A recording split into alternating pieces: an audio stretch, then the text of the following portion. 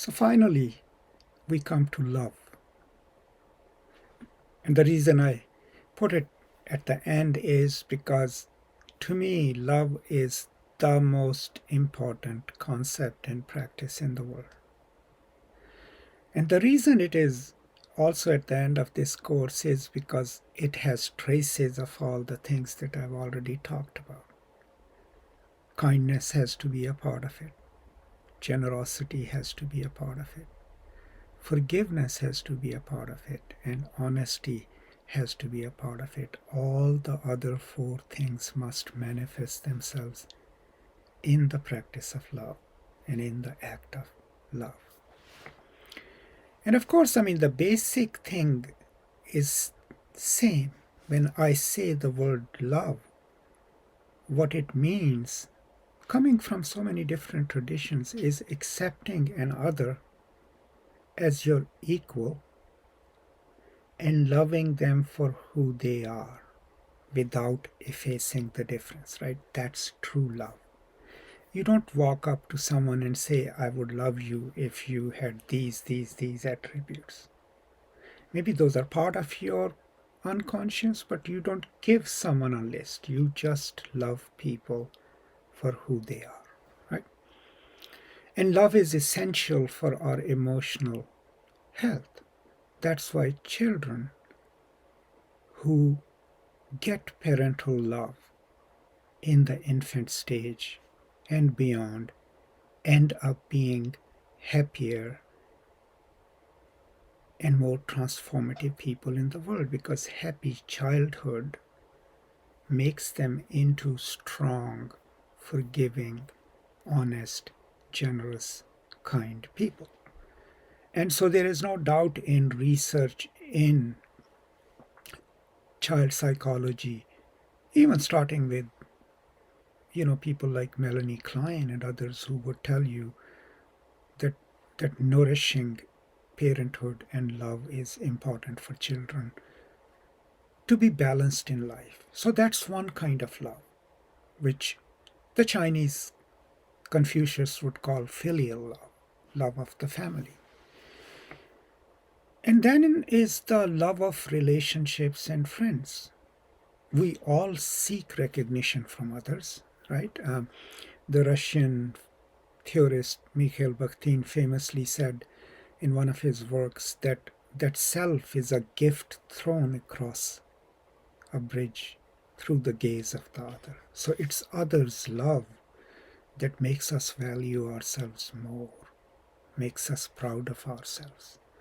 And so that's why in life you would encounter people who are unhappy. They are accomplished in everything, but they don't have that kind of love recognition from someone. That's how crucial love is to our identity and stabilizing it and strengthening it. So love of our friends, people we trust, companions, people who help us, our elders, our teachers, is important and part of makes us who we are. And then there is the romantic love, which all of us seek. Plato taught us centuries ago that, we are these two halves, right? And we are constantly seeking each other. That's natural, right? But that we seek this romantic love of another, right? And when we find it, when someone looks into your eyes and says, I love you, you feel that you have arrived, right? You feel that you have become, because you need that. We need that acknowledgement, that recognition that someone could love us the way we are, right? Not our potential, not where we are headed, but just where we are in that moment in time in our life. And that's how significant love is. That's why when we lose it, we go into deep depression, not because that we're missing the company of this person, but also the acknowledgement that came with it. But love can also be dangerous, right? If it becomes too possessive and obsessive, right?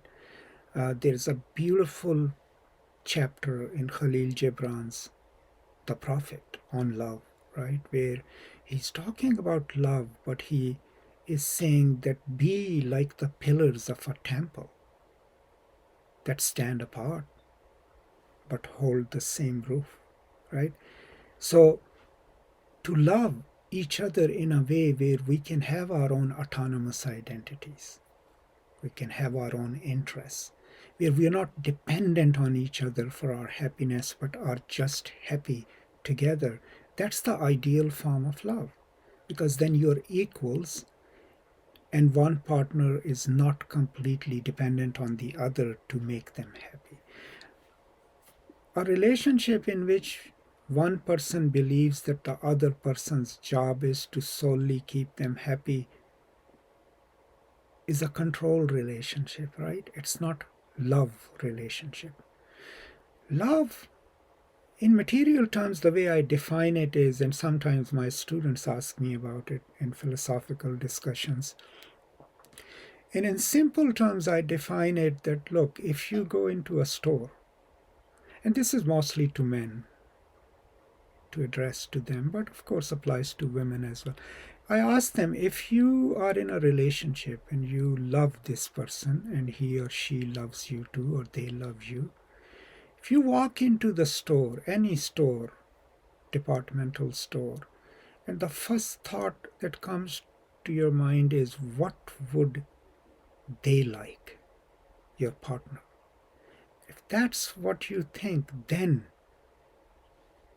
that's the kind of love that will sustain you, because you've already put the needs of the other above you. Now, this fact gets misused a lot in patriarchal societies, okay?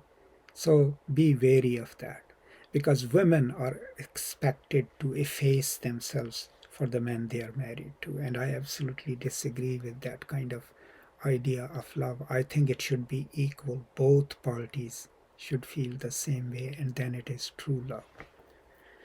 Now, love is also respect, that the person you love, you respect them for who they are. You respect their opinions. You consult them when you're making big decisions, right? And they respect you in return. There can be no love if there is no mutual respect, right? And so that's another crucial aspect of love. Now, here in America and in the West, we have this universal view of what constitutes love. But remember, there are different cultures where love is seen differently, right? In my own tradition, I'm from Pakistan, but in the Persian tradition, in the Arabic tradition, and the Muslim tradition, there are different grades of love. So there is this human love that I've been talking about. But then there is Hubballah, the love of God. The path to that is completely different than human love. The human love doesn't request us or ask us to efface and eradicate ourselves. No. But the love of God in the Muslim mystic traditions ends, the journey ends in what is called fana, where you cease to be. And that is when you become one with God. You can see that in the Christian tradition as well. After all, Jesus dying on the cross is the beginning of a God of love, right? That he transforms the God of justice from God of justice to the God of love. There are various ways scholars and authors have used the concept of love. There's a beautiful novel by Naguib Mahfouz, the Egyptian Nobel laureate, called Children of the Alley, which is an allegory of three great monotheistic religions.